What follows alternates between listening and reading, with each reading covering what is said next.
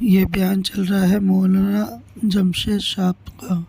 بیان فرما رہے ہیں آندھرا پردیش کے اندر جوڑ چل رہا ہے۔ السلام علیکم ورحمۃ اللہ وبرکاتہ۔ ساتھی استقبال ہے آپ کا ہمارے یوٹیوب چینل پر۔ ہم امید کرتے ہیں کہ آپ سب حضرات خیریت سے ہوں گے۔ ہم آپ کو بتا دیں دلی مرکز لائیو بیان پر مرکز نظام الدین کے متعلق اپڈیٹ دی جاتی ہے، اور مرکز نظام الدین کی گائیڈ لائنز پر جہاں جہاں اجتماع ہوتے ہیں، جوڑ ہوتے ہیں، اور ماہانہ پرانے کام کرنے والوں کا مشورہ ہوتا ہے، ان سب کی اپڈیٹ دلی مرکز لائیو بیان پر دی جاتی ہے۔ تو ساتھیوں، مرکز کی اپڈیٹ پانے کے لیے آپ ہمارے چینل سے جڑے رہیں۔ ہم آپ کو بتا دیں مرکز نظام الدین بنگلے والی مسجد کی گائیڈ لائنز پر آندھرا پردیش کے اندر یہ جوڑ چل رہا ہے، یہ اس کے بیانات ہیں۔ بیان فرما رہے ہیں مولانا جمشید صاحب۔ تو آئیے ساتھیوں، ہم اور آپ مل کر سنتے ہیں اس بیان کو، حضرت کیا فرماتے ہیں اپنے اس بیان کے اندر۔ اللہ تعالیٰ نے آپ حضرات کو اپنے نبی کے کام کی نسبت سے یہاں پہنچایا ہے۔ اللہ رب العزت آپ حضرات کے تشریف لانے کو قبول فرمائے۔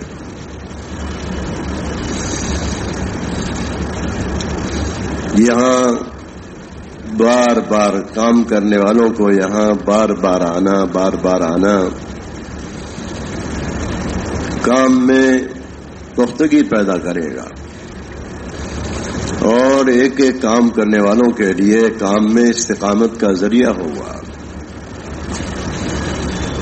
حضرت مولانا یوسف صاحب رحمۃ اللہ علیہ فرمایا کرتے تھے کہ اگر تم سے ہو سکے تو ہر ہفتے یہاں آیا کرو، ہر ہفتے نہیں آ سکتے تو 15 دن پر آیا کرو، اگر 15 دن پر نہیں آ سکتے تو مہینے میں آؤ، مہینے میں نہیں آ سکتے تو 6 مہینے میں ایک مرتبہ آؤ، ورنہ سال میں تو ایک مرتبہ ضرور آؤ، ورنہ ہم یہاں کچھ کہیں گے اور تم اپنے علاقوں میں کچھ کہو گے، ہماری بات میں تمہاری بات میں فرق آ جائے گا۔ اللہ رب العزت نے اس جگہ کو سارے عالم کے اعتبار سے ایک مرکزی شان عطا فرمائی۔ ایک وقت تھا کہ اللہ تعالیٰ نے مدینے کو مرکز بنا کر سارے عالم کا کام لیا ہے۔ پھر ایک وقت آیا کہ مرکز مدینے سے منتقل ہو کر بصرہ میں کوفہ میں چلا گیا۔ اللہ نے ایک لمبے زمانے کے بعد اس بنگلے والی مسجد کو اللہ تعالیٰ نے مرکز بنایا اور مرکزی شان عطا فرمائی ہے۔ بقول حضرت مولانا عبید اللہ صاحب رحمۃ اللہ علیہ کے، اور ہمارے حضرت بھی اس طرف اشارہ کر چکے کہ اللہ نے چاہا تو امام مہدی کے ظہور تک یہی مرکز رہے گا۔ امام مہدی کے ظاہر ہو جانے کے بعد مرکز کہاں ہوگا اس کا پتہ ہمیں کسی کو نہیں۔ اور یہ بھی فرمایا کرتے تھے مولانا الیاس صاحب رحمۃ اللہ علیہ کہ ہمارا یہ کام جا کر امام مہدی پہ مل جائے گا، اور ہمارے کام کرنے والے مخلصین امام مہدی کے آوان اور انصار ہوں گے۔ یہ کام کار نبوت ہے، اس کام کو جتنا منہج نبوت پر کیا جائے گا اتنا ہی کام مؤثر ہوگا۔ جیسے نماز اللہ کی طرف سے دی گئی ہے، روزہ دیا گیا ہے، حج و زکوٰۃ کا حکم آیا، حج بھی اپنی ترتیب پر نہ ہوگا، نبی کی بتائی ہوئی تعلیم کے مطابق ہوگا۔ ایسے ہی یہ دعوت کا عمل بھی اسی نہج پر ہوگا تو پھر یہ مؤثر بنے گا۔ اس کام میں اللہ تعالیٰ نے سارے عالم کے باطل کے توڑنے کی صلاحیت رکھی ہے۔ اللہ تعالیٰ نے قرآن کریم میں ارشاد فرمایا، تم بہترین امت ہو، تم کو نکالا گیا ہے لوگوں کی نفع رسانی کے لیے، اور کام کیا ہے؟ تم اللہ کے بندوں کو اللہ کی مرضی کے کاموں کی طرف متوجہ کرتے ہو، ناراضگی کے کاموں سے ہٹاتے ہو۔ مولانا صاحب فرماتے تھے یہ کام ہی ایمان کو بڑھا دینے والا ہے۔ جتنا یہ کام کریں گے اللہ پر ایمان بڑھتا جائے گا، محمد صلی اللہ علیہ وسلم کی رسالت اور نبوت پر اعتماد بنتا جائے گا۔ اللہ تعالیٰ نے اس آیت کے آخر میں فرمایا وَتُؤْمِنُونَ بِاللَّهِ، کام ہی ایمان کو بڑھانے والا ہے، اللہ پر ایمان کو بڑھائے گا۔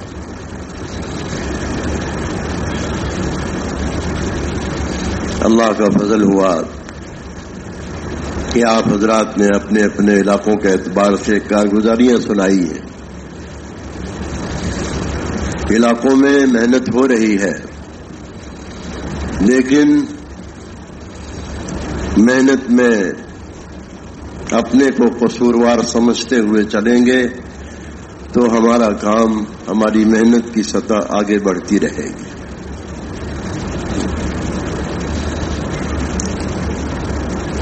عمل کے آخر میں، محنت کے آخر میں شکر بھی ہو، استغفار بھی ہو کہ جیسا ہونا چاہیے تھا ہم نہیں کر سکے، آئندہ اللہ تعالی ہمیں پہلے سے زیادہ کام کرنے کی توفیق عطا فرمائے۔ ہمیں تو، ہماری تو سارے عالم کی ذمہ داری ہے،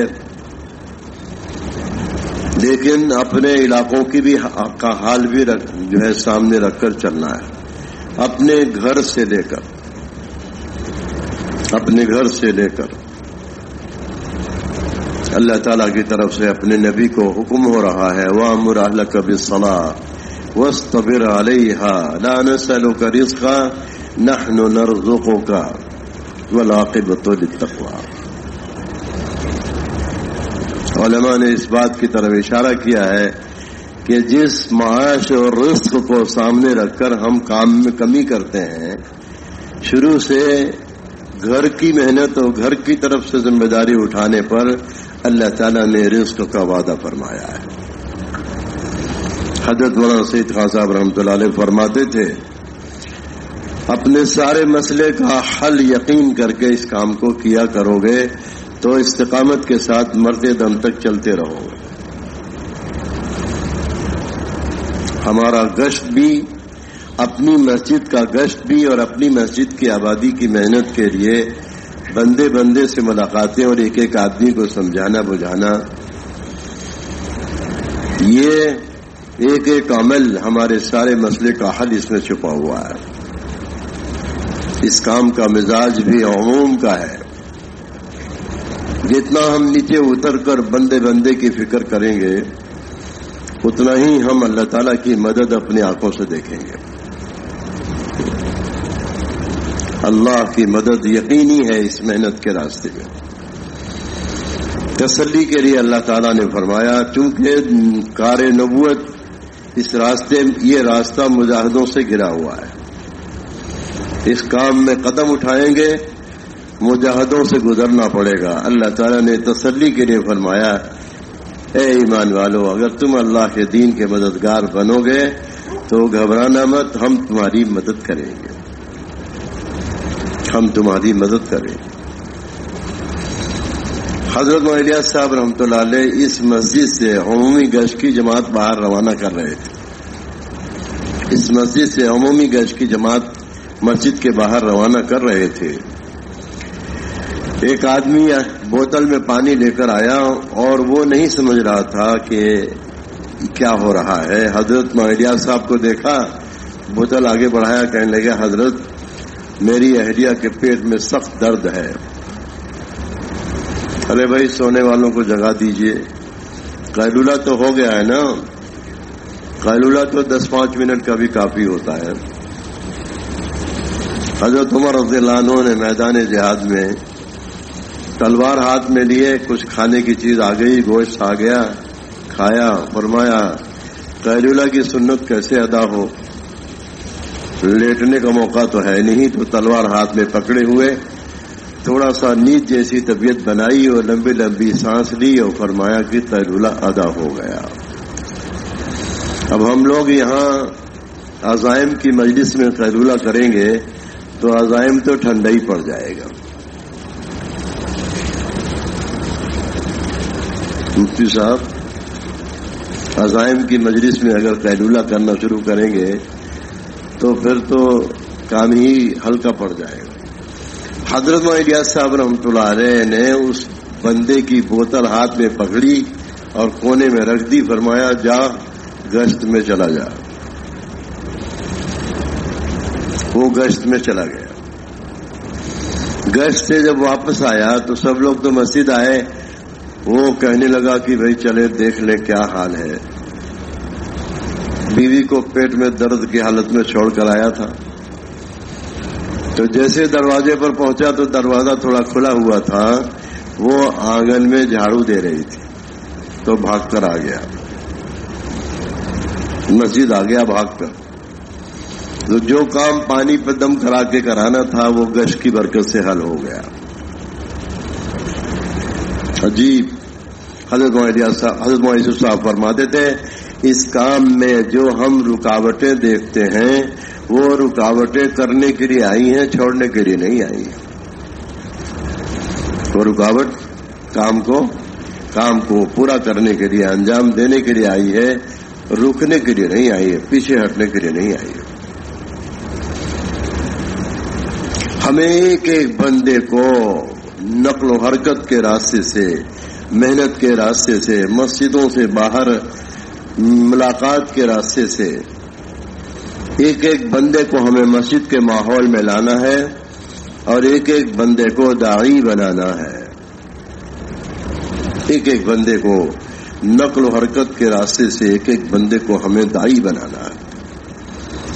مولانا یوسف صاحب رحمۃ اللہ علیہ فرماتے تھے کہ اگر کلمہ پڑھنے والا اپنے ماحول میں داعی نہیں ہے تو خطرہ اس بات کا ہے کہ آگے آنے والے دنوں میں جو اس کے ماحول کا مذہب ہے وہی اس کا مذہب بھی نہ ہو جائے. دعوت کے بغیر ہر چیز کا, ہر غیر اللہ کا تاثر دل میں آئے گا. اگر آدمی داعی نہیں ہے تو خطرہ اس بات کا ہے کہ جو اس کے ماحول کا مذہب ہے کہیں آگے آنے والے دنوں میں وہی اس کا بھی مذہب نہ ہو جائے. ہمارے اوپر رات دن کی ذمہ داری ہے. قل هذه سبيلي ادعو الى الله على بصيرة انا ومن اتبعني وسبحان الله وما انا من المشركين. اے میرے نبی آپ کہہ دیجئے لوگوں سے کہ یہ میرا راستہ ہے کہ میں لوگوں کو اللہ کی طرف بلاتا ہوں بصیرت کے ساتھ, اور یہی میرے متبعین یعنی جو لوگ مجھ پر ایمان لائے ہیں. مفسرین نے ومن اتبعنی کی تفسیر یہی کی ہے ومن آمن بی, کہ جو مجھ پر ایمان لایا. یہ ذمہ داری ہر بندے پر ہے, ہر بندی پر ہے, ہر چھوٹے بڑے پر ہے. اور اللہ کے راستے میں نقل و حرکت کیے بغیر ہم کام کو سمجھا بھی نہیں سکتے. مولانا یوسف صاحب فرماتے تھے یہ کام چل کر دیکھنے کا ہے, دیکھ کر چلنے کا نہیں ہے. چل کر دیکھنے کا ہے, دیکھ کر چلنے کا نہیں. جس کو چلائیں گے وہ سمجھے گا. اور مولانا الیاس صاحب تو بڑے غم کے ساتھ اس جملے کو دہراتے تھے, اللہ کے راستے میں نہ نکلنا موجب غضب ہے. اللہ کے راستے میں نہ نکلنا موجب غضب ہے.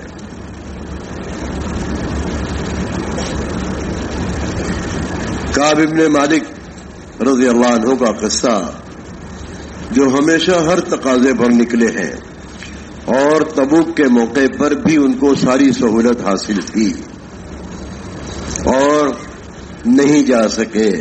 اللہ کے نبی نے وہاں تبوک میں پوچھ لیا کعب ابن مالک نظر نہیں آ رہے. کسی نے کہا وہ تو منافق ہو گیا. آپ نے خاموشی اختیار کی, لیکن واپسی کے بعد آئے, سلام کیا تو سرکار نے اپنی نظر مبارک پھیر لی اور سلام کلام چھوڑ دیا. سارے ایمان والوں نے سلام کلام چھوڑا.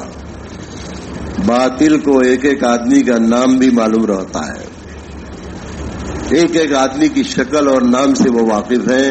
ذرا سا موقع لگ جائے گا فوراً لالچ میں پڑ جائے گا. ان کا دعوت نامہ آ گیا کہ آؤ آؤ تمہارے اوپر بڑی زیادتی ہو رہی ہے، ہمارا دین قبول کر لو. سوچئے تو صحیح، حضور کے زمانے کے صحابی ہیں اور ان کے اوپر دعوت نامہ آ گیا، آؤ آؤ تمہارے اوپر زیادتی ہو رہی ہے، ہمارا مذہب قبول کر لو. کعب بن مالک رضی اللہ عنہ خود ہی کہتے ہیں ایک مصیبت میں تو گھرا ہوا تھا ہی، دوسری مصیبت بھی آ گئی ہے. اور اس خط کو لے جا کر تندور میں ڈال دیا اور کہتے تھے کہ میرا حال جو گزرا ہے اور جو میرے اوپر حال آیا ہے، میں سمجھ گیا تھا کہ اگر میں مر گیا تو حضور میرا جنازہ بھی نہیں پڑھیں گے. میں سمجھ گیا تھا کہ اگر میں اسی حالت میں مر گیا تو حضور میرا جنازہ بھی نہیں پڑھیں گے. یہ واقعہ بڑی بڑی حدیث کی کتابوں میں بھی موجود ہے. کعب بن مالک اور ان کے دو ساتھی مرارہ ابن ربیع، ہلال ابن امیہ. میرے بزرگوں، نقل و حرکت اللہ اکبر، جتنا بڑھائیں گے جتنا اس دھندے کو بڑھائیں گے اتنا ہی دنیا کی فکروں سے اللہ تعالیٰ نکال دیں گے اور ضرورتیں غیبی راستوں سے پوری کریں گے. اللہ کا غیبی نظام، رزق تو تھوڑا ہے لیکن اللہ کا برکت کا نظام اگر جڑ جائے گا تو ضرورتیں غیبی راستوں سے پوری ہوں گی، مخلوق سے مستغنی ہو کر. اللہ ہمیں اس کام کو اپنا کام بنا کے چلنے کی توفیق عطا فرمائے. ارے آمین بالجہر کوئی ناجائز تو نہیں ہے، کوئی نماز والی تھوڑی نہ آمین ہے کہ احناف کے نزدیک سرن جو ہے دعا میں آمین کہی جائے گی. اللہ اکبر، بڑی صلاحیت کا آپ کا صوبہ ہے. ساری دنیا میں آپ کے رجال موجود ہیں، ساری دنیا میں آپ کے آدمی موجود ہیں. مشرق کیا مغرب کیا، ساری دنیا میں آپ کے آدمی موجود ہیں. اور ہر جگہ جانا آنا بھی، اس میں بھی سہولت، اور سہولت کے اسباب آپ کے دروازے پر ہیں کہ نہیں جاؤ فلاں جگہ تو جاؤ فلاں جگہ. دوسروں کو جانا ہو تو وہ جائیں آندھرا میں. صحیح ہے کہ نہیں؟ اللہ نے آپ کو بہت سہولتیں دی ہیں. ساری دنیا میں جانا آنا آپ کے لیے آسان ہے، ہر جگہ آپ کے آدمی موجود ہیں.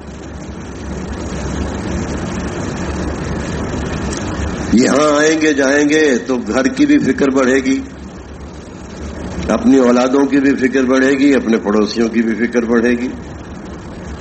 وَأْمُرْ أَهْلَكَ بِالصَّلَاةِ وَاصْطَبِرْ عَلَيْهَا لَا نَسْأَلُكَ رِزْقًا نَحْنُ نَرْزُقُكَ وَالْعَاقِبَةُ لِلتَّقْوَىٰ.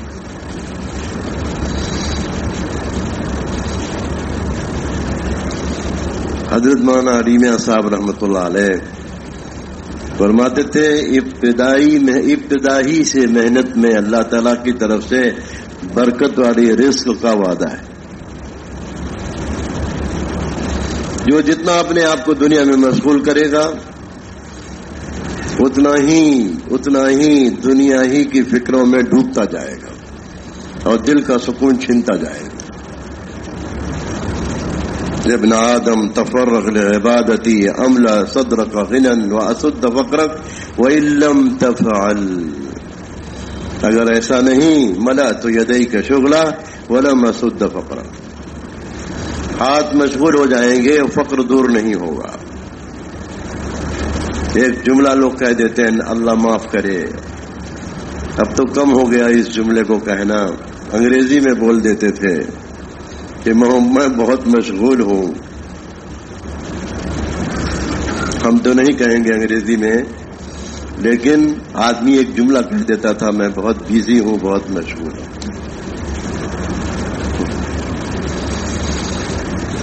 اللہ نے سید الانبیاء کا کام اس امت کو عطا فرمایا ہے۔ سید الانبیاء کا کام اللہ نے، اور یہ کام رات دن کا ہے۔ کان رسول اللہ صلی اللہ علیہ وسلم متواصل الاحزان و دائم الفکرہ، ہمارے نبی ہر وقت غمگین رہتے تھے اور ہر وقت فکر مند رہتے تھے۔ رات دن کا یہ کام ہے۔ میرے بزرگوں، جتنی محنت ہو رہی ہے، جتنی ہوئی ہے، اللہ اسے قبول فرمائے، اور آگے جیسا کہا جا رہا ہے اور جتنا امت کا حق ہے، اللہ تعالیٰ اس کے مطابق ہمیں چلنے کی توفیق عطا فرمائے۔ یہ کام اجتماعی کام ہے۔ مسجد کی جماعت اپنی طاقت کو مجتمع کر کے چل رہی ہے۔ کیا حلقہ، کیا ضلع، پورا ضلع، پورا علاقہ، پورا صوبہ۔ مولانا الیاس صاحب فرماتے تھے یہ مبارک کام جر ثقیل کا کام ہے۔ سب مل کر جس کام کو کریں گے وہ آسان ہو جائے گا، اور الگ الگ کریں گے تو کام نہیں ہوگا۔ فرماتے تھے کوئی بھاری وزنی چیز سمندر میں گر گئی ہو تو سمندر کے ماہرین رستوں میں نیچے گوتا لگا کر اس کو باندھتے ہیں، اور اس کے بعد اس کو کھینچا جاتا ہے۔ فرماتے تھے کہ اگر اکیلے ایک ایک آدمی کھینچیں گے تو ہلے گا بھی نہیں، لیکن سب مل کر کھینچیں گے تو کران کا کام کرے گا، ایک دم اٹھ کے باہر آ جائے گا۔ یہ کام اجتماعی کام ہے۔ ہمارے سب کے دل اشاروں کے ساتھ چلنے والے ہوں، ہم سب، ہماری نقل و حرکت، ہماری محنت اجتماعی ہو۔ جتنا مل جل کر کام کریں گے اتنا ہی اللہ تعالیٰ کام کو آسان کریں گے۔ مولانا الیاس صاحب کی، مولانا یوسف صاحب کی ہر وقت اس پر نظر ہوتی تھی، جماعت کا رخ بنانے میں یہ دیکھو کہاں ارتداد ہے، کہاں لوگ مرتد ہو رہے ہیں۔ حضور کے زمانے سے باطل ان تمام چیزوں کی مخالفت اندر پوری قوت کے ساتھ، اجتماعیت کے ساتھ، ایمان اور اسلام مسلمان کے خلاف، نبی کے خلاف پوری قوت کے ساتھ، اجتماعیت کے ساتھ مخالفت ہو رہی ہے، اور اندر اسکیم بن رہی ہے۔ باطل تو یہاں تک کہہ چکا، کسی عرب سے کہا، کسی دو چار سے کہا ہم تمہارا کعبہ بھی رہنے نہیں دیں گے، اس کو بھی اٹھا لے جائیں گے، تمہارا بیت اللہ بھی اٹھا لے جائیں گے۔ یہ کیسے ہو سکتا ہے؟ کہا ایسی محنت کریں گے کہ تمہارے دلوں میں بیت اللہ کی عظمت ہی باقی نہ رہے گی۔ کہنے والے نے کہہ دیا، جنہوں نے ان کے ماحول میں تعلیم و تربیت پائی ہے کہ پتھر کے گھر کو کیا چکر لگا رہے ہیں، ہم تو بہت ہی بے خبر ہیں، اور باطل بہت باخبر ہو کر رات دن 25 سال کی، 30 سال کی آگے کا پروگرام بنا کر کام کرتے ہیں۔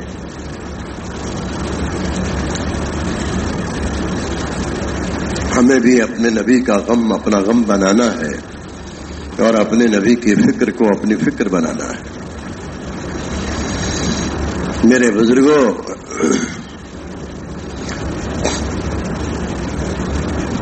اپنے عملے کو جتنا زیادہ سے زیادہ یہاں سے جوڑیں گے، اور اوپر کا کام کرنے والا عملہ جو مسجدوں کا کام سنبھالتا ہے، جو حلقوں کے کام کو دیکھتا ہے، جتنا یہاں سے ان کا تعلق بڑھے گا اتنا ہی ان کے اپنے علاقے کی میں مضبوطی آئے گی، کام صحیح رخ سے ہوگا۔ جن ملکوں نے، مولانا سید خان صاحب فرمایا کرتے تھے، جس علاقے کے لوگ اپنے صدر مقام سے جڑ کر چلیں گے ان کے علاقے کا کام صحیح رخ پر آ جائے گا۔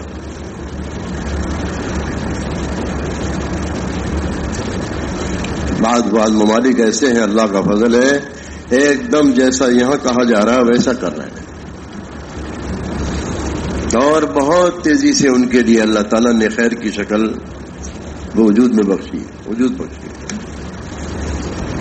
اللہ کا فضل ہے کہ ہمارا تلنگانہ یا آندھرا کا جو صوبہ ہے، اس صوبے میں اللہ کا فضل ہے کام ہو رہا ہے اور باصلاحیت لوگ موجود ہیں اور یہاں آنا جانا بھی ہے۔ ہماری قلبی اجتماعیت اور کام میں بندہ بن کر چلنا، کام میں بندہ بن کر چلنا۔ ہم کہیں کی شورا میں نہیں، کہیں کے ذمہ دار نامزد نہیں، لیکن سارے عالم کی ذمہ داری اٹھا کر چلنا۔ اگر یہ جذبہ آ گیا، یہ جذبہ دل میں پیدا ہو گیا، یہیں سے ہم کو نیچے ہو جانا ہے، یہیں سے نیچے ہو جائیں گے۔ مولانا یوسف صاحب رحمۃ اللہ علیہ فرماتے تھے یہ کام شخصیت سازی کا نہیں ہے، شخصیت سوزی کا ہے۔ اپنی حیثیتیں اور شخصیتیں مٹا کے چلو۔ جناب رسول اللہ صلی اللہ علیہ وسلم صحابہ کے درمیان میں ہوتے تھے، آنے والے پوچھتے تھے من منکم نبی و من منکم محمد، آپ لوگوں میں نبی کون ہے، آپ لوگوں میں محمد کون ہے؟ صحابہ نے عرض کیا اللہ کے رسول ہم آپ کے لیے کوئی اونچی چیز بنا دیں، ہمارے درمیان میں جب آپ بیٹھا کریں تو اسی پہ بیٹھے، آنے والے دور ہی سے سمجھ جائیں گے۔ فرمایا نہیں، میں تو تمہارے درمیان میں ایسے رہنا چاہتا ہوں کہ مجمع میں داخل ہونے والے میری گردن پر پاؤں رکھ کر پوچھیں آپ لوگوں میں نبی کون ہے۔ مٹا دے اپنی ہستی کو گر کچھ مرتبہ چاہے، یہ کام حیثیت مٹا کر چلنے کا ہے۔ صدیق اکبر نے اپنی حیثیت مٹائی، صدیق اکبر نے اپنی حیثیت مٹائی تو اللہ نے ان سے کتنا کام لیا ہے۔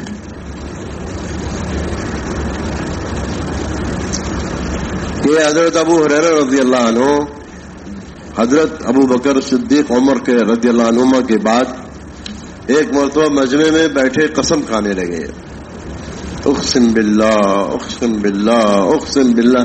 لوگوں نے کہا ابو ہریرہ کتنی قسم کھاؤ گے، کہو تو صحیح کیا کہنا چاہتے ہو؟ پھر کہا قسم ہے اللہ کی، قسم ہے اللہ کی، قسم ہے اللہ کی، اگر حضور کی وفات کے بعد ابو بکر مدینے کو خالی نہ کرتے اور سب کو نقل و حرکت پر نہ ڈالے ہوتے تو نہ اسلام بچتا نہ مسلمان بچتے، نہ اسلام بچتا نہ مسلمان بچتا۔ حضرت عمر رضی اللہ عنہ نے آخر میں کہا کہ ابو بکر فلاں تقاضے پر فلاں لوگ چلے گئے اور اسامہ بن زید کے ساتھ سارا ہی مجمع جن کو حضور نے نامزد کیا تھا سب چلے گئے، آخر ازواج مطہرات کا کیا ہوگا؟ حضور کے گھر پہ 9 بیویاں ہیں۔ حضرت ابو بکر نے فرمایا کہ عمر اسلام سے پہلے تو تم بڑے بہادر مانے جاتے تھے، اسلام میں آنے کے بعد بزدل ہو گئے۔ سنو عمر، سن لو، اگر سارے تقاضوں پر سب جانے والوں کے بعد اگر دشمن آ کر ازواج مطہرات کو شہید کر دیں، ان میں حضرت ابو بکر کی بیٹی عائشہ بھی ہیں اور حضرت عمر کی بیٹی حفصہ بھی ہیں، فرمایا کہ اگر دشمن آ کر شہید کر دیں اور ان کو کوئی دفن کرنے والا نہ ہو، ان کی لاشوں کو جانور، جنگل کے جانور کھینچ کھینچ کے لے جائیں، ابو بکر اس کو تو برداشت کر سکتا ہے، لیکن دین میں کمی آ جائے ابو بکر اس کو برداشت نہیں کر سکتا ہے۔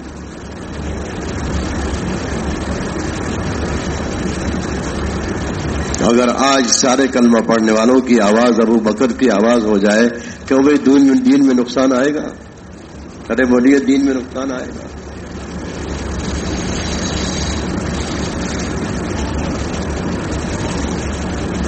اللہ کا فضل ہے، اللہ تعالی ہم سے کام لے رہا ہے اور جتنا کیا ہے اللہ اسے قبول فرمائے، جتنا کیا ہے اللہ اسے قبول فرمائے۔ لیکن کام جتنا باقی ہے امت کو ہمیں کہاں لے کر جانا ہے. جہاں اللہ کے نبی امت کو چھوڑ کر دنیا سے گئے تھے ہمیں امت کو محنت کر کے وہاں پہنچانا ہے، ورنہ آج امت ارتداد میں چل رہی ہے، ارتداد کے ماحول میں چل رہی ہے.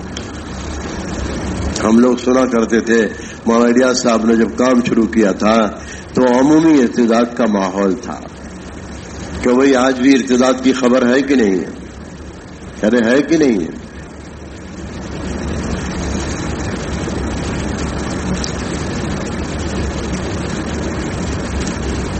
اللہ کا فضل ہے، اللہ کا احسان ہے کہ جو علماء کی سال کی جماعتیں سال بھر میں ایک جماعت جاتی تھی، لاک ڈاؤن سے لے کر اب تک تقریباً 150 سے زیادہ جماعتیں علماء کی سال کی روانہ ہوئی ہیں. دوسرے سال کی 150 سے زیادہ جماعتیں دوسرے سال کی روانہ ہوئی ہیں. اللہ کا فضل و کرم ہے. کام اللہ کا فضل ہے، کام ترقی پر ہے. کتنے علاقے کے لوگوں نے کہا کہ یہ سال کی علماء کی جماعتوں نے ہمارا ذہن کھول دیا ہے، ہمارا دماغ کھول دیا ہے. نکلنے والوں کے پیچھے جو گھر بار کی قربانی دی جا رہی ہے، چاہے گھر کی عورت صبر کرے چاہے بچے روئیں. مولانا یوسف صاحب فرماتے تھے کام کی نسبت اتنی اونچی ہے کہ اگر باپ کے نکلنے کے بعد گھر کا بچہ اگر باپ کے اوپر رو دیتا ہے، اللہ تعالیٰ اس بچے کے رونے کو بھی رائگاں نہیں کریں گے، اس کے رونے پر بھی باطل کو توڑیں گے اور لوگوں کی ہدایت کا فیصلہ ہوگا. کام بڑی اونچی نسبت کا ہے. اور اس راستے کا تھوڑا تھوڑا عمل ہماری مغفرت کا ذریعہ ہے. مولانا یوسف صاحب فرماتے تھے اس راستے کی ادنا برکت ایمان کے ساتھ خاتمہ ہے. اس راستے کی ادنا برکت حسن خاتمہ ہے.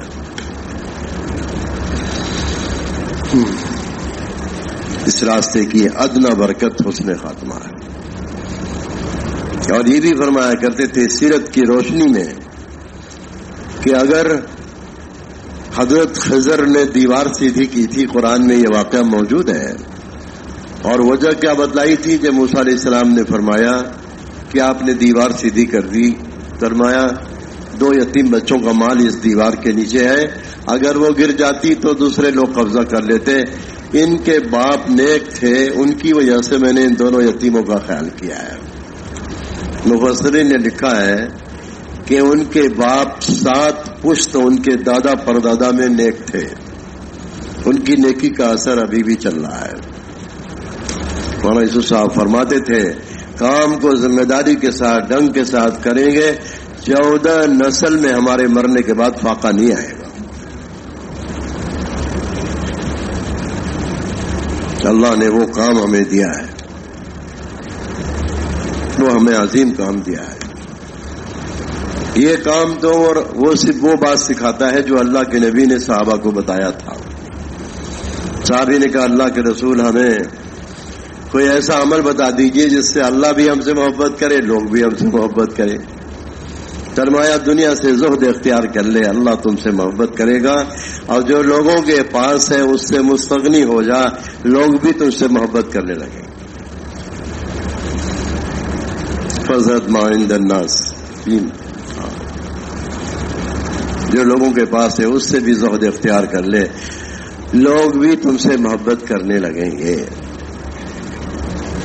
اللہ تعالیٰ جب کسی بندے سے محبت کرتے ہیں تو جبریل سے کہتے ہیں جبریل جاؤ میں فلاں بندے سے محبت کرتا ہوں تم بھی کرو، اور جاؤ سارے فرشتوں میں اس کا اعلان کر دو کہ فلاں بندے سے اللہ محبت کرتا ہے، جبریل بھی محبت کرتے ہیں، تم سب محبت کرو. آسمان کے سارے فرشتوں میں جبریل اس کا اعلان کرتے ہیں. اور جاؤ زمین پر اس بندے کے لیے قبول ڈال دو کہ ساری مخلوق ساری دنیا اس سے محبت کرے. ہمارے بعد اکابر انتقال کیے تو بغیر ویزے کے لوگ ملکوں سے چل دیے جنازے میں شریک ہونے کے لیے. تو یہاں پوچھا ویزا کیوں نہیں لے کے آئے؟ کہا جنازہ پڑھنے آئے ہیں، اگر ہم ویزا لینے کا انتظار کرتے تو جنازے میں شرکت نہ ہو سکتی تھی۔ ایئرپورٹ پر مہر ماری اور کہا جائیے۔ یہ اللہ کی طرف سے قبول والی صفت کی بات ہے، جاؤ۔ جو کہنے لگے بغیر ویزے کے ہم آئے، حضرت مولانا سعید خان صاحب نے اپنا واقعہ سنایا تھا کہ ہم بغیر ویزے کے آئے اور جنازہ پڑھ کے شریک ہو کر کے، اور چند دنوں کے بعد ہم بغیر ویزے کے ہی یہاں رہ کر چلے گئے۔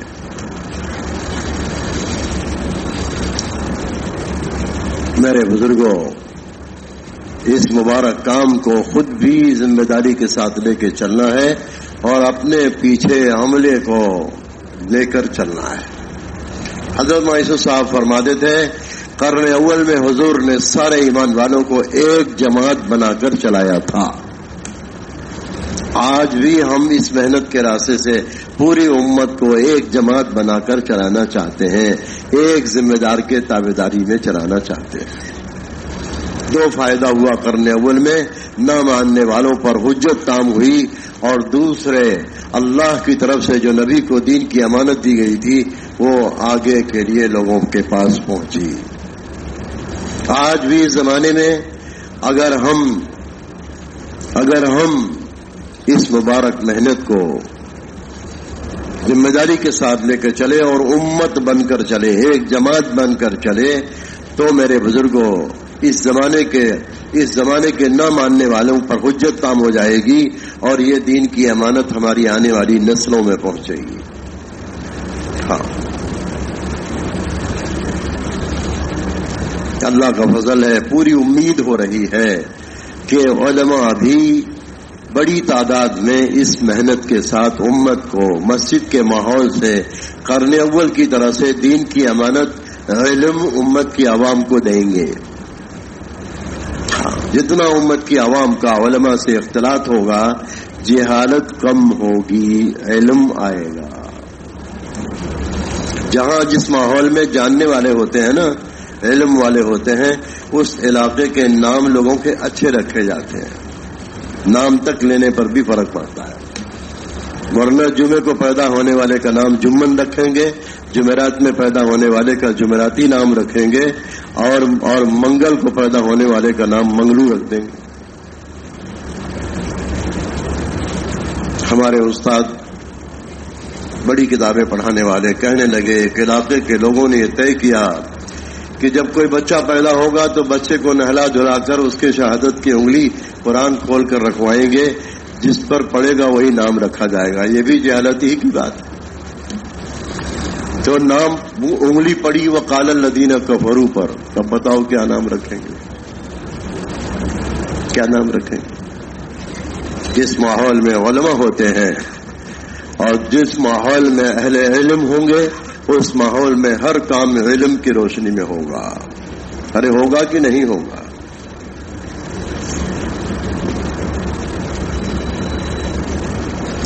اس مبارک محنت کے راستے سے امت کی عوام اور علماء کا اختلاط، اور ہر گھر میں اللہ تعالیٰ علم داخل کریں گے اس محنت کے راستے سے۔ آج مدرسوں میں پڑھنے والے اکثر و بیشتر بچے تبلیغ کی برکت ہے۔ ماں نے کہا اپنے بیٹے کو عالم بنائیں گے، ماں نے کہا اپنے بیٹے کو عالم بنائیں گے، مدرسے میں چلائیں گے۔ میرے بزرگوں، یہ مبارک محنت دل کے رخ کو محمد صلی اللہ علیہ وسلم کی لائی ہوئی تعلیمات کی طرف دل کے رخ کو موڑتی ہے۔ اسلام میں ایمان کہتے ہیں، اسلام کی اصطلاح میں ایمان کہتے ہیں محمد صلی اللہ علیہ وسلم پر بحیثیت نبی اور رسول ہونے کے اعتماد بنے اور آپ کی تعلیمات یقین میں آئے۔ مولانا یوسف صاحب رحمۃ اللہ علیہ یہ بات فرمایا کرتے، جن لوگوں کو اللہ نے یہاں پہنچایا ہے، یہاں کل پرسوں شام سے لے کر کل کا پورا کل اور آج اور کل دعا تک جتنی باتیں ہیں اسے دل پر لینا بھی ہے، اور جتنی باتیں کہی گئی ہیں اس کو اپنے پیچھے اپنے عملے کو دینا بھی ہے، اور سب کو محنت میں اپنے ساتھ لینا ہے۔ سب کو محنت میں اپنے ساتھ لینا ہے، اپنا رفیق بنا کر لے کے چلنا ہے. ہاں انشاءاللہ آپ دیکھیں گے جس وزن کو 10 آدمی مل کے اٹھائیں گے وہ وزن ہلکا ہو جاتا ہے. ارے ہے کہ نہیں؟ جس کام کو سب مل کے کریں گے آسان ہو جائے گا نہیں ہو جائے گا. اپنے پیچھے عملے کو لے کر چلنا اور ساتھ سرکار دو عالم صلی اللہ علیہ وسلم والی صفت کے ساتھ کہ آپ نے اپنی حیثیت بنا کر ساتھیوں کے ساتھ نہیں رہے، اپنی حیثیت کو مٹا کر رہے. آپ ایک سفر میں ہیں اور خدمت کا کام ساتھیوں پہ تقسیم کیا، جنگل سے ایندھن کے لیے لکڑی چننا اپنے ذمہ رکھا. صحابہ نے کہا اللہ کے رسول سارا کام تو ہم کر ہی رہے ہیں، یہ لکڑی بھی ہم نہیں. فرمایا نہیں، لکڑی انشاءاللہ ہم چنیں گے. جنگل کی لکڑی چن کر ایندھن کے لیے جمع کی سرکار نے.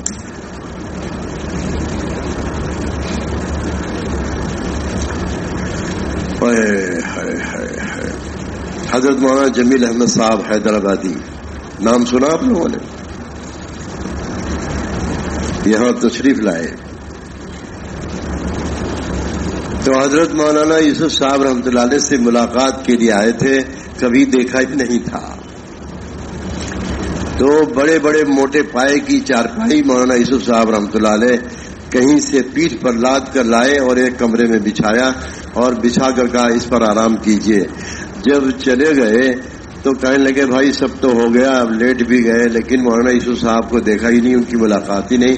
کہا جو پیٹھ پر چارپائی لاد کر لائے تھے وہی مولانا یوسف صاحب.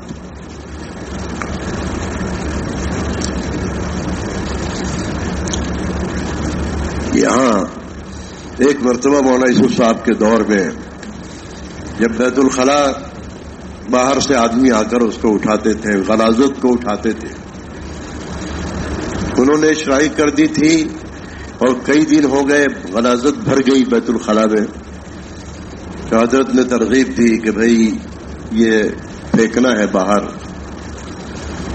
تو جس دن فرمایا تھا اس دن خود مولانا علاؤ الدین صاحب وغیرہ نے بتلایا کہ ہم یہاں پڑھتے تھے، ہم جب اٹھے تو 5-6 مرتبہ 7 مرتبہ حضرت غلاظت کو ٹنکے میں اٹھا کر اور کندھے پر لاد کر کئی مرتبہ لے جا کر پھینک چکے تھے جب ہم اٹھے تھے. یہ وہی شخص ہے جنہوں نے حیات الصحابہ جمع کی ہے، یہ وہی ہے.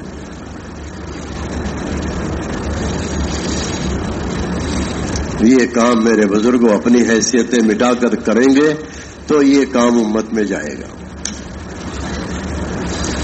جتنا محمد صلی اللہ علیہ وسلم والے نہج و طرز پر اس محنت کو لے کر چلیں گے میرے بزرگوں کام عند اللہ مقبول ہوگا اور دلوں تک بات پہنچے گی. مولانا الیاس صاحب فرما دیتے ہیں ہماری دعوت کانوں تک بات پہنچانے کی نہیں ہے، ہماری دعوت تو دلوں تک بات پہنچانے کی ہے. یعنی آدمی کرنے کے لیے تیار ہو جائے، کرنے کے لیے تیار ہو جائے.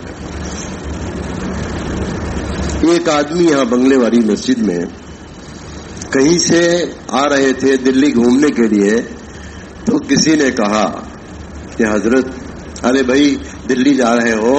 ان کے دل میں یہ تھا کہ مولانا الیاس صاحب سے بھی اس کی ملاقات ہو جائے، اور دلی گھومنے جا رہا قطب مینار اور جامع مسجد اور چڑیا گھر. تو وہ بندہ بھی سیدھے پہلے یہیں آیا، مولانا الیاس صاحب سے ملا. ہاں بھائی کیسے آنا ہوا؟ کہا حضرت آپ کی ملاقات کے لیے آئے. حضرت اس کی حفظ کرنے لگے کہ یہ آدمی آیا تو ملاقات میں وقت لگا کر جاتا. فرمایا چلا لگا کر جاؤ. تو اس نے ہاں نہیں کہی. حضرت نے حاجی عبد الرحمان کو بلایا، ان سے کہا حاجی جی دیکھو تو صحیح یہ بندہ میرے سے ملنے کے لیے آیا تھا. تو اس کو لے گئے حاجی صاحب. تو فرمایا کہ بھائی کیسے آنا ہوا تھا؟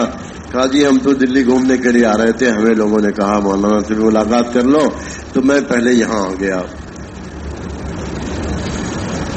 کہا دلی گھومے نہیں گھومے؟ کہا کہ نہیں ابھی تک گئے نہیں. فرمایا چلو. کرائے پر تانگا کیا اور ساری جگہیں اور اس کے پیسے بھی خود ہی دے دیے. فرمایا اس آدمی کو گھما کر یہیں لے کے آنا. آدمی کا جو سامنے ہدف ہوتا ہے نا اس سے فارغ کرانا ہوتا ہے. ایک دم اس کو بھیج دیا. شام کو تانگے والا لے کر لوٹا کے لے کے آیا, اور جیسے وہ آیا تو شام ہو گئی تھی. حاجی صاحب نے فرمایا ہاں جی گھوم لیا کہاں, ہاں اب کیا کرو گے؟ شام کو تو بس ملتی نہیں, اگر شام بھی ہو گئی ہے اگر ٹھہر جاؤ تو بڑا اچھا ہے, پھر صبح چلے جانا. وہ ٹھہر گیا, شام کو کھلایا پلایا, آرام کی جگہ پہنچایا. صبح ہوتے یہاں کے عمل سے فارغ ہوتے ہی فرمایا ہاں جی جا تو رہے ہو, بتاؤ تو صحیح کل حضرت جی تم سے کیا کہہ رہے تھے؟ کہا جی ہم کو تو یہ کہہ رہے تھے کہ بھائی اللہ کے راستے میں وقت لگا کر جاؤ. ارے اللہ کے بندے, تیری قسمت کتنی اونچی ہے, کتنی بڑی شخصیت تم کو اللہ کے راستے میں نکلنے کے لیے کہہ رہی ہے. اب وہ سارا ہدف ختم ہو گیا تھا. کہنے لگا ٹھیک ہے جی میں تیار ہوں اور وقت لگا کر جاؤں گا. حاجی صاحب فوراً اس کو لے کر گئے حضرت کے پاس. حضرت یہ وہی آدمی ہے جو اس سے کل آپ کہہ رہے تھے, اور وہ تیار ہو گیا. ارے تم نے کیا کھلایا پلایا؟ کہا کچھ کھلایا پلایا نہیں, یہ گھومنے کے لیے گیا تھا, آیا تھا, اس کو گھما پھرا کر کے لوٹا کے لایا ہوں. اب جو ہے یہ آدمی, اب میں نے پوچھا کہ کل حضرت کیا کہہ رہے تھے, تو تب جا کر اس نے بات مانی. اللہ اکبر. ایک ایک آدمی کی فکر ہو رہی ہے کہ ایک آدمی مرکز کی چار دیواری میں داخل ہو گیا, اور وہ آدمی یہاں سے خیر لے کر نہ جائے. ایک مرتبہ میاں جی محراب صاحب کو کسی علاقے میں حضرت نے بھیجا تھا. وہاں والے نہ چلے کے لیے تیار ہوئے نہ 3 چلے کے لیے. میاں جی محراب کے دل میں آئی بات کہ چلو یہاں سے اٹھا کر ان کو لے چلیں. ترغیب دے کر 100-150 آدمی کو لے کر آئے. چلو حضرت کے پاس ملاقات کر لو. ان کے ذہن میں یہ تھا کہ حضرت کچھ کہیں گے, یہ سنیں گے, مانیں گے. کہنے لگے کہ میں مسجد میں داخل کر کے ان کو استنجے کے لیے داخل ہو گیا. مسجد کے دروازے ہی پر سارے پہلے استنجا خانے تھے. کہنے لگے حضرت سمجھے کہ یہ سب 4-4 مہینے چلنے کے لیے آئے ہوئے ہیں. ہاں بھائی کتنا وقت لے کر آئے؟ اجی ہم تو آپ کی خدمت میں دعا کے لیے آئے. ارے اتنا ناراض, یہ محراب ایسے کیسے لوگوں کو لے کے آیا؟ جب یہ کہنے لگے میں جب فارغ ہو کر آیا ہوں مسجد میں تو زندگی میں کبھی میرے اوپر اتنا ناراض نہیں ہوئے تھے جتنا اس دن ناراض ہوئے. تو صرف میری بزرگی بتا کر ان کو لے کے آیا ہے. ان کو نبی کا کام سمجھا کے کیوں نہیں آئے؟ ان کو اللہ کے راستے میں نکلنے کے لیے تیار کر کے کیوں نہیں آئے؟ میری وجہ سے کیوں لے کر آئے؟ اتنا ناراض ہوئے تھے. کہنے لگے اتنا ناراض میرے اوپر کبھی بھی نہیں ہوئے. بہرحال میرے بزرگوں, اللہ رب العزت نے ہمیں اور آپ کو کام میں لگایا ہے, اور ہمارے اوپر سارے عالم کی ذمہ داری لوٹتی ہے, سارے عالم کی. قل هذه سبيلي ادعو الى الله على بصيرة انا ومن اتبعني وسبحان الله وما انا من المشركين. کارگزاری جتنی آج ہم نے سنائی ہے, آپ حضرات کو دوبارہ آنا ہے, اور یہ طے بھی ہو گیا کہ کب آنا ہے. یعنی اس میں سواد ہو گیا, آپ کو بتایا ہوگا یا بتا دیں گے. اب ان دنوں میں ہمیں اپنے کام کو بہت آگے بڑھانا ہے, اور اپنے صوبے کی خاص فکر کرنی ہے. خاص طور سے جہاں ارتداد کا ماحول بنا ہوا ہے اس پر اپنی مضبوط جماعتیں ڈال کر محنت کرنی ہے, اور اپنی مسجد کے ماحول میں مسجد کی آبادی کی ترتیب زیادہ سے زیادہ بڑھانی ہے. جتنا مسلمانوں کا تعلق نمازوں کے علاوہ اوقات میں مسجد آنے جانے کا بنے گا, میرے بزرگوں پورا دین حفاظت میں آئے گا. کیا نماز, پورا دین حفاظت میں آئے گا. ورنہ آج میرے بزرگوں نماز چھوڑنے کا بھی ماحول بنا ہوا ہے.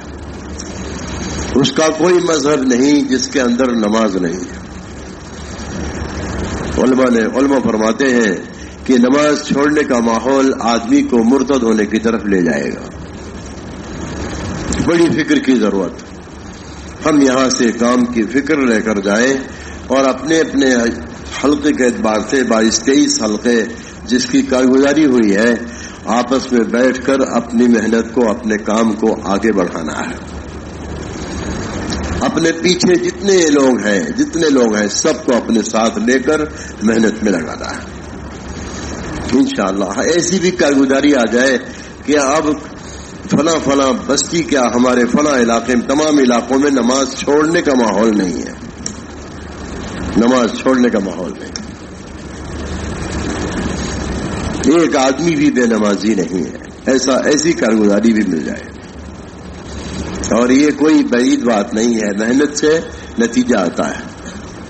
مولانا یوسف صاحب فرماتے تھے جس چیز کی دعوت چلاؤ گے وہ عمل وجود میں آ کر رہے گا.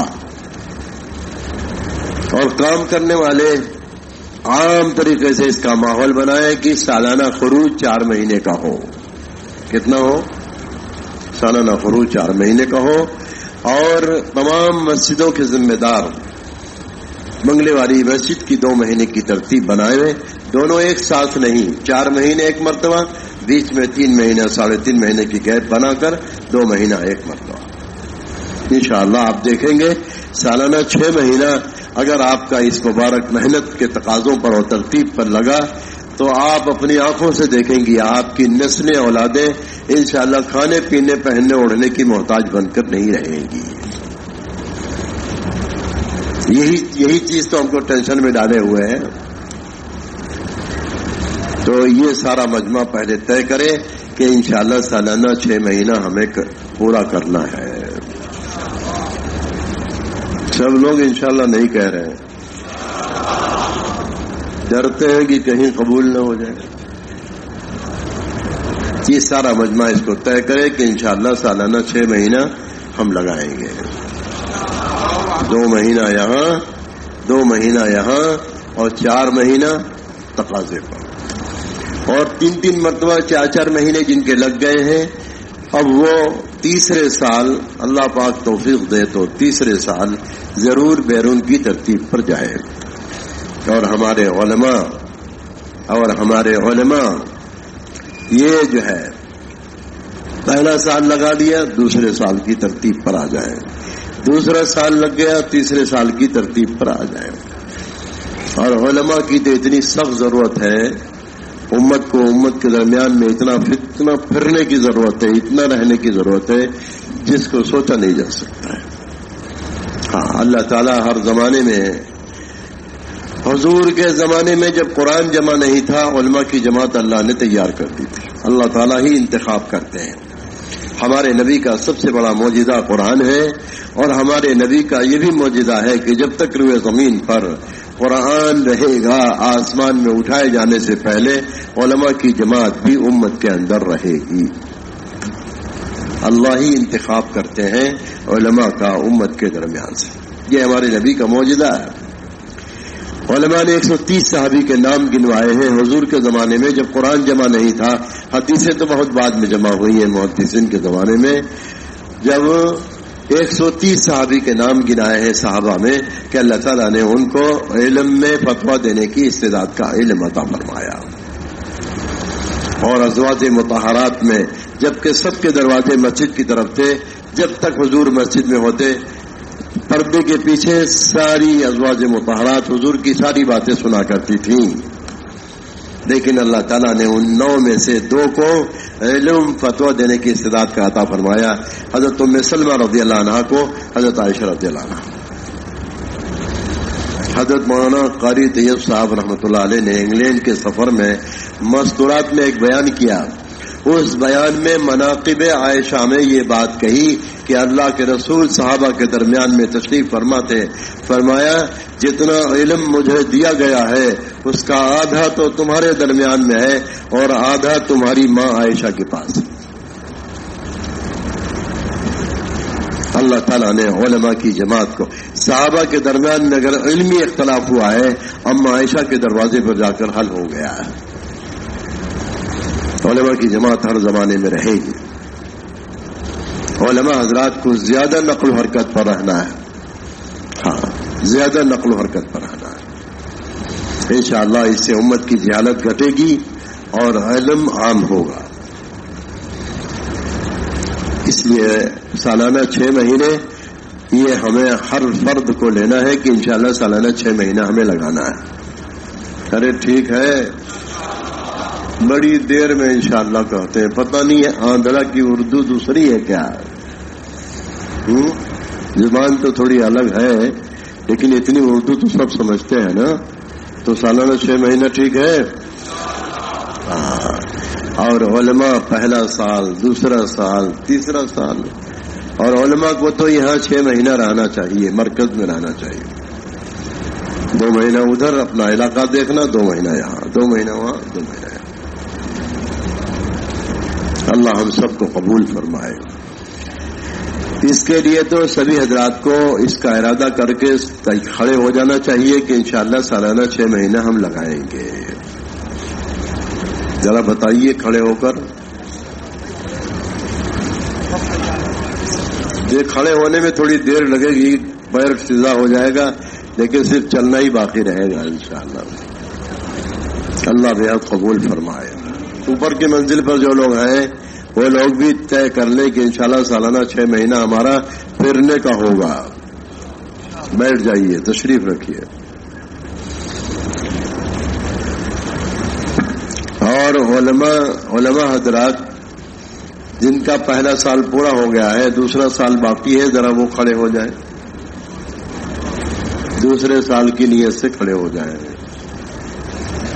کہ انشاءاللہ دوسرا سال لگانا ہے. علماء حضرات دوسرے سال والے، انشاءاللہ تیسرا سال بھی آسان ہو جائے گا. ابھی ایک جماعت گئی تھی جس میں باپ بیٹے دونوں گئے تھے، علماء کی جماعت میں باپ بیٹے دونوں گئے تھے. ابھی مہاراشٹر کی ایک جماعت واپس آئی ہے، اس میں 2 بھائی ایک ساتھ گئے تھے. اب تو کام کی برکتیں کھل گئی ہیں، سمجھ میں آ گئی ہے. اللہ بہت قبول فرمائے. آپ حضرات اپنی جماعتیں بناویں اور جماعت بنا کر تاریخیں طے کر کے یہاں انشاءاللہ تشریف لے آویں. ٹھیک ہے؟ ہاں، ابھی ان کو بٹھا لیں تب نہ تیسرے سال والوں کو کھڑا کریں. اب تیسرے سال والے کھڑے ہو جائیے. جن کا دوسرا سال لگ گیا ہے اب وہ تیسرے سال کے لیے تیار ہو گئے. ہاں، بیچ میں تھوڑا گیپ بنائی گئی ہے. پہلے دوسرے سال کے بیچ میں کتنی گیپ ہے؟ 2 سال یا 3 سال؟ 2 سال. اس میں زیادہ مجاہدہ نہیں ہے نا. اور تیسرے سال والے میں دوسرے سال کے بعد 3 سال کا بیچ میں موقع دیا گیا ہے مقامی کام کرتے. دیکھو ماشاءاللہ جن کا دوسرا سال لگ گیا ہے وہ تیسرے سال کے لیے بھی تیار ہے. ٹھیک ہے نا؟ اللہ تعالیٰ قبول فرمائے. مہینہ دن آپ حضرات خود طے کریں اور تیسرے سال کی ترتیب جیسے موقع آئے گا انشاءاللہ جماعت بن کے یہاں آ جائے گی. ٹھیک ہے؟ اب آپ حضرات بیٹھ جائیے. اب آپ حضرات اپنے اپنے حلقے، ذمہ داران اپنے اپنے حلقے میں اپنے ساتھیوں کو جمع کر لیں. 5 بجے نماز ہے، 4 سے 4:30 تک. بیچ میں اپنے کاغذ کو اہتمام سے قربانی کی صفت کے ساتھ عزائم کو، بلند عزائم کے ساتھ اپنے کاغذ کو بھریں اور اسی کے مطابق پیچھے کے عملے کو لے کر ہمیں کام کرنا ہے. ٹھیک ہے نا؟ اللہ تعالیٰ بہت قبول فرما. اور جتنا اپنے علاقے میں خروج کو بڑھائیں گے اتنا ہی یہ سارے عزائم آسانی سے پورے ہو جائیں گے. اب جو اپنے اپنے ضلع کے اعتبار سے یا جیسے 23 کارگزاری ہوئی ہے، سبھی حضرات اپنے اپنے کارگزاری کے حساب. تو ساتھیوں، آپ حضرات نے سنا مولانا جمشید صاحب کا بیان. حضرت نے کتنے اچھے انداز سے جو ہے مرکز نظام الدین بنگلے والی مسجد کے نیز پر ساتھیوں کو کام سمجھایا ہے اور کام جو ہے کس طرح کرنا ہے، کیسے کرنا ہے. ساتھیوں، ہر ایک چیز جو ہے مرکز نظام الدین بنگلے والی مسجد سے جو ہے بتایا جا رہا ہے. جتنا کہا جائے اتنا کریں، جیسے کہا جائے ویسا کریں، اور جو ہے جب کہا جائے جب کریں. تو ساتھیوں، یہ ہے مرکز نظام الدین بنگلے والی مسجد کی برکت، جو کہ مرکز کے اکابر جو ہے پورے عالم کے اندر جو ہے چل پھر کر اجتماع کرتے ہیں اور جو ہے اللہ کے بندوں کو جو ہے اللہ کا پیغام پہنچاتے ہیں. تو پھر ملیں گے اور کوئی نئی اپڈیٹ لے کر مرکز نظام الدین کے متعلق. جب تک آپ حضرات اپنی دعا میں ہمیں یاد رکھنا اور اس بیان کے متعلق آپ اپنی رائے رکھ سکتے ہیں. ٹھیک ہے؟ اب آپ یہ کمنٹ نہ کرنا کہ بھائی آپ ویڈیو کیوں بنا رہے ہیں. تو بھائی یہ تھوڑی سی جو ہے آپ حضرات کے سامنے بیان رکھا تھا، اس لیے جو ہے ویڈیو بنانی پڑی. ٹھیک ہے انشاءاللہ. السلام علیکم ورحمۃ اللہ وبرکاتہ.